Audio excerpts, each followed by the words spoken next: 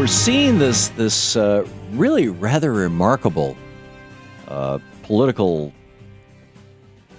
bizarre show going on where enormous, mind-boggling amounts of money are being spent by various billionaires to prop up various Republican candidates, and it kind of makes it look like there's no grassroots support for any of these guys.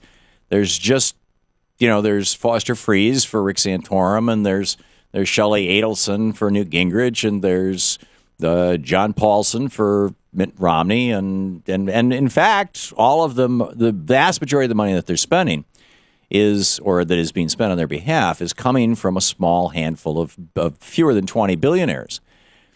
But that said, where is the Tea Party? What's going on with the Tea Party? Where have they gone? What do they have up their sleeve?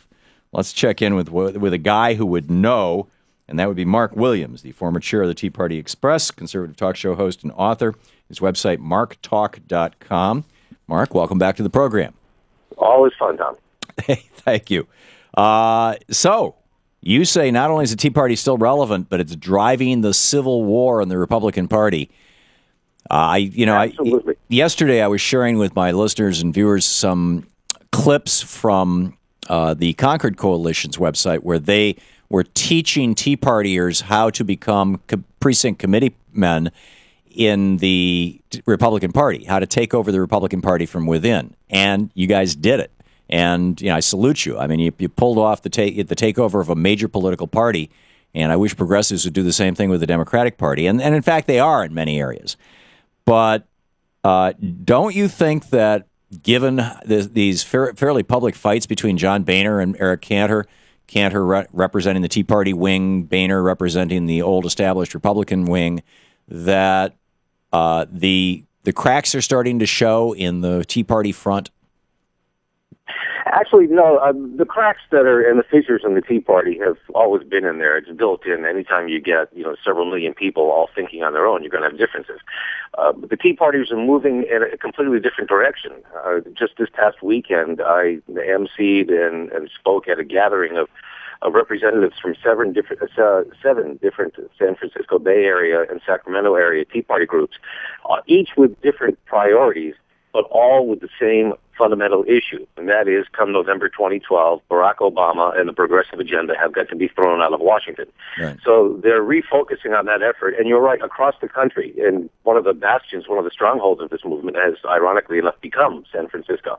We're taking over local Republican organizations. We're taking over Republican Party apparatus, and we're finally, it's finally sinking into the establishment Republicans that they are as much of the problem as any Democrat or any big spending, no whatever.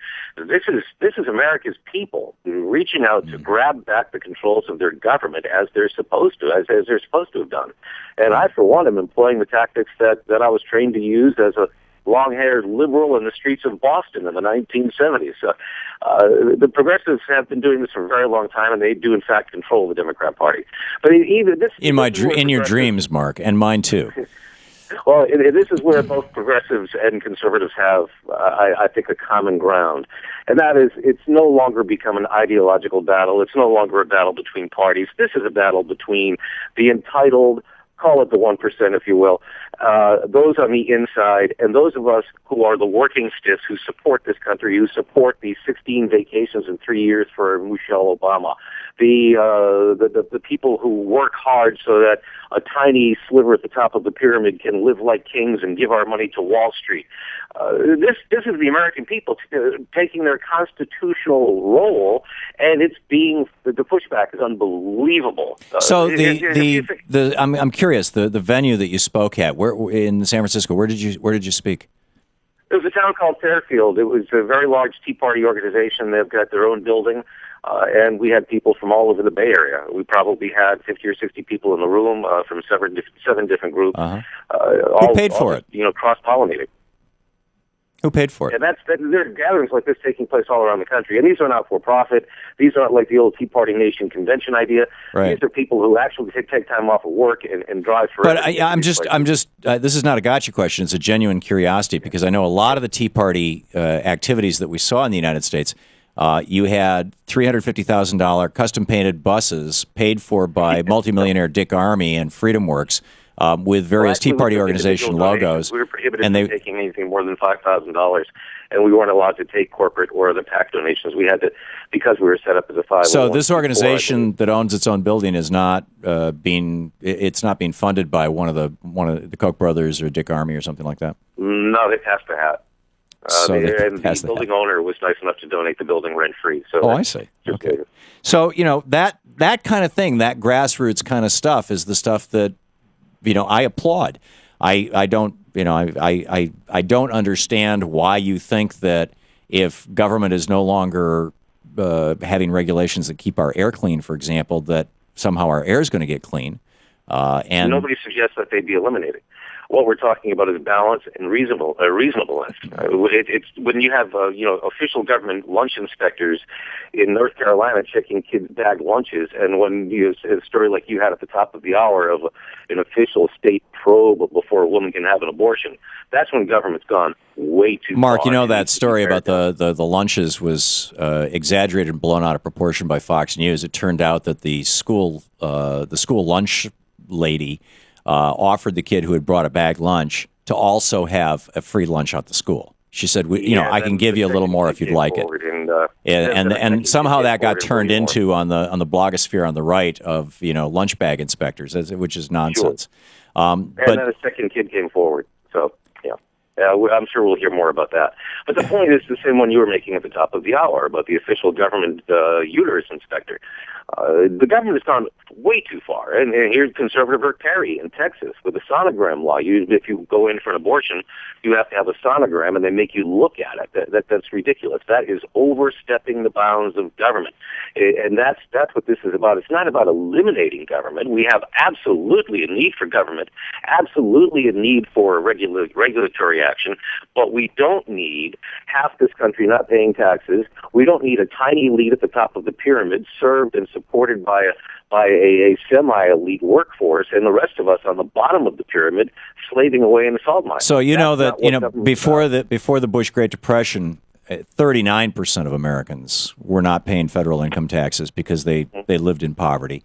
Now it's 47%. Because of Bush's policies and 30 years of Reaganomics. Tea Partiers and conservatives, when they look at Willard Milquetoast Romney, and so why do you want those people who are making $15,000, $20,000, $12,000 a year, Walmart greeters?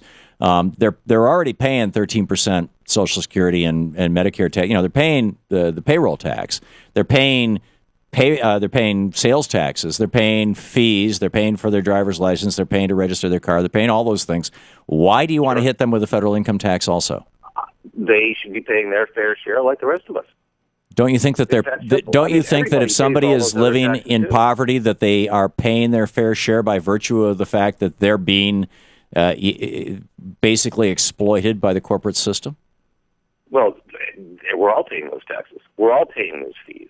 And we all have to pay our fair share. I mean, that has been the mantra. So you want somebody who's living in poverty to be in even greater poverty. Do you also want to maintain the 15% maximum tax on dividends? I think we should lower Warren Buffett's secretary's tax rate to the 15%. And I think everybody should pay their fair share. So cut the taxes on the billionaires, raise the taxes on the poor. Here's the difference, though. What you do, if people are going to be paying their fair share, they must also have the prospect for prosperity. And that means less regulation, better education, less state intervention. So free college for everybody? Pardon me? Free college for everybody?